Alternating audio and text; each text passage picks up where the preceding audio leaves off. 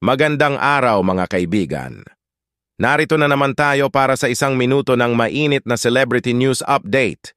Ibinahagi ng Queen of Creative Collaborations na si Heart Evangelista ang litrato ng kanyang Aspen na si Panda na suot ang kanyang Bulgari necklace na minsang isinusuot ni Miss Universe 2015 Pia Wurtzbach bilang bagong ambassador ng naturang jewelry brand.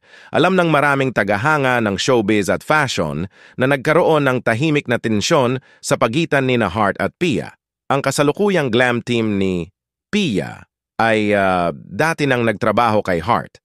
Ilang buwan na ang nakalilipas, si Pia ay itinalaga bilang bagong brand ambassador ng Bulgari sa Pilipinas. Ibinahagi ng Vogue Philippines ang isang litrato ni Pia Wurtzbach na suot ang sikat na serpente necklace at iba pang mga alahas ng brand. Kamakailan lamang, ibinahagi ni Heart Evangelista ang mga litrato ng kanyang alagang aso na suot ang kanyang serpente necklace.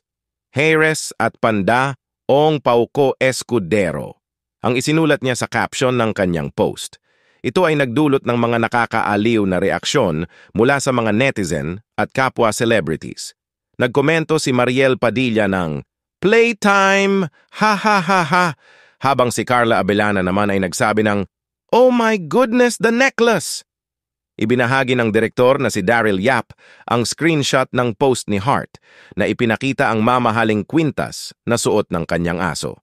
Sinabi ng direktor na bago siya matulog ay nakita niya ang post ni Heart na ipinapasuot sa kanyang aso ang Bulgari necklace na iniendorso ni Pia.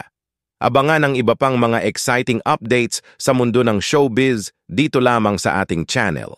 Huwag kalimutang mag-like, mag-subscribe at i-click ang notification bell para hindi mahuli sa latest balita.